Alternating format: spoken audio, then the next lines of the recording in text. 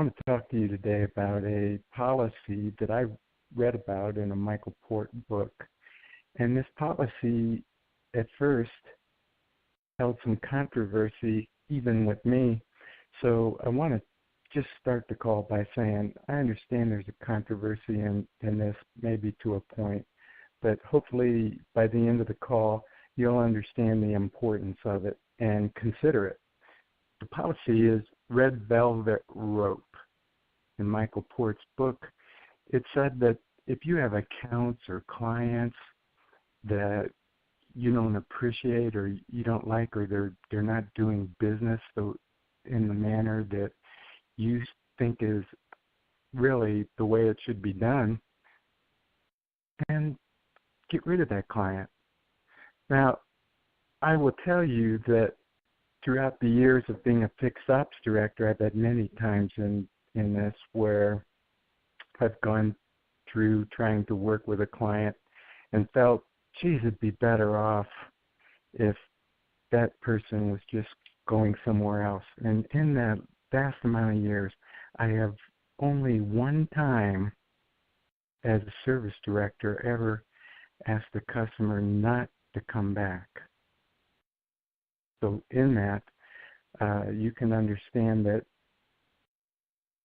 in our careers, this may not be a real common thing, but our individual quality of life demands we enjoy our careers. If we have customers that cause us nothing but grief, how do we give them the service that illustrates our commitment to customer care? Now, again, you see, this policy says that if you have customers you don't like or appreciate, don't do business with them. Now, the first thing that comes to your mind might be the money. And I can understand that is an intriguing situation. I heard a major cell phone company a few years back said that they were going to eliminate several 100,000 customers that kept using their customer service line. And I was like, wow, a couple 100,000 customers getting dumped because they're using the customer service line too much. But when they explained the reason, they said that 80% of their time was spent with these few percent of the customers, tying up where they really needed to focus in on providing good customer care. Now, I will tell you that when I heard that, I thought that was crazy. And when I was reading this book by Michael Port, I felt the same way. Now, I'll tell you that I've had a few customers over the years. When I was reading this book, I had two customers that came to mind here. And it was that, would I be bold enough to say they're not a good fit for my company, and I'd like them to find another consultant or a consultant company to take care of their needs. And I did that. I took that bold move and said, if I am not enjoying doing business with a dealership, I will not do business with that dealership. I'd say it's not a good fit.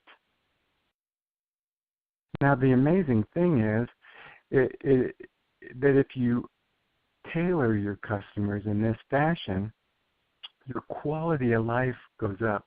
And believe me, your level of performance improves. Because if you had nothing but customers you really liked doing business with, would your service be better? Would you go the extra mile for them? Would you provide your best for that company, for that customer that really had that kind of an understanding? You see, it frees you a lot of ways to do your best when you feel your best about your entire customer base. I remember not too long ago witnessing a customer that was literally tearing up an advisor that was caring for them. So much so that this advisor was in tears. The dealership was just trash, and their experience was trash, and this person was responsible for all their problems and verbally assaulting the customer. And picture in this that the manager saw this incident and came over and first of all wanted to understand what was going on. So gave the customer a listen, and the brutality continued on to the service manager. And as this continued, then it became a reality listening to this situation that the customer was flat out wrong. And what they were arguing about was just not correct. It wasn't good business that this be allowed. So the manager asked in front of the advisor that this be the last visit and that they go seek another dealership to do business with. When we look at things in that kind of a manner, I want to ask you a question here, and just think about this. How do you think that advisor felt to have the service manager stand behind their actions? Have the service manager ask the customer to not come back in front of the advisor that was taking this verbal abuse. It would feel pretty good, right? Wouldn't that be liberating to know that that wasn't a part of her job function to take that kind of verbal abuse? I remember one time as a fix ops director, I had this one customer, never forget it. He had bought a brand new work truck, S10, bare bones model S10, and he brought this S10 back because he had a friend that was in a body shop, and he took a millimeter, measures the millionths of an inch that the paint was thickness on the vehicle, and he said that this paint thickness didn't match on the entire vehicle. He wanted the S10 totally stripped and repainted or bought back. Now, that's a ridiculous claim. There's no way, even if we stripped it down and repainted it, that we would have a better job than the factory did in getting a consistent millionth of an inch thick in paint. It just couldn't be done. So, as I illustrated, that there was some maybe flaws in the paint that weren't totally perfect. I said we could take care of those, but we definitely couldn't purchase the vehicle back for this concern, and we couldn't see any way out of making this client happy. It ended at the dealership. The guy went to the dealer. The dealer called me in and said, "Why aren't you taking care of this customer on this warranty concern?" I explained it, called the factory rep in at the command of the dealer, and I said, went for 2 hours of discussions with this customer, looked over to the General Motors factory representative and said, "Will you repurchase this vehicle based on what you see here on this?" He said, "No, and we won't fix it either." Now, in this manner, the customer never got the answer that they wanted. Hours and hours were spent to try and appease this customer, and nothing could be done to do that. It would have been advantageous to have a red velvet rope policy and ask them to just don't come back and do business. And if you think about it, wouldn't it be great if all of the problem customers that you had were at your competitor? Wouldn't it be great to think that everyone that walked through the door you were happy to see? Now, I understand that we're in business to take care of customers, and believe me, I want everybody to have customer growth, an awesome customer experience. And that doesn't excuse anyone to say everyone that chooses can just disregard a customer and kick them out of that dealership. We are in business to take care of customers. I understand that, and that will never change. Never. However, there are customers that take up a huge amount of your time, that just there's no way that you can see them being satisfied ever. They consistently complain, realizing that the dealership policy might be to discount or provide the service free.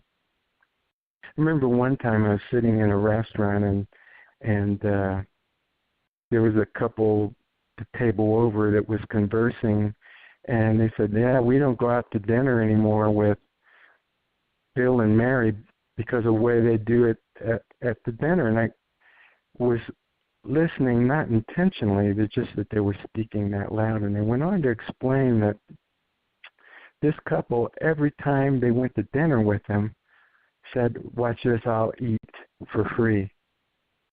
And then they harassed the waiter and called for the manager to come over and made a big deal until the manager finally gave them the meal for free, because they knew that would be the action, that there would be a reward for the poor behavior. Interesting, but true. And if we look at that, I would say that we have a choice in the way that we're going to do business. When I had adopted this red velvet rope policy for all of my company and all of my clients, if we don't enjoy doing business or we don't feel that it's a good fit, I don't even ask. I just tell my consultant team to not go back there anymore. Now that's a liberating thing for them. And it is rare for our company to do that. But we do it. Because our work, our quality of life, the excellence that we want to provide our clients is that important that we really appreciate every one of them. I want to end the call today to ask you, understand the overall financial results of not having some customers do business. Would you consider to implement your own red velvet rope policy? Would you like to stand up for your staff in a manner that illustrated the importance of caring for them, legitimately caring for them, and wanting to see them? Do you have customers in your dealership that your advisors all avoid when they come in? They're busy on the phone, or they go and get a cup of coffee, run away from the desk because they know this customer always complains? The answer is evident. I would hope that you develop a red velvet rope policy for your team, that you illustrate it. It won't be an excuse to dump people randomly. It doesn't excuse when we make a mistake not to stand behind it and take care of them.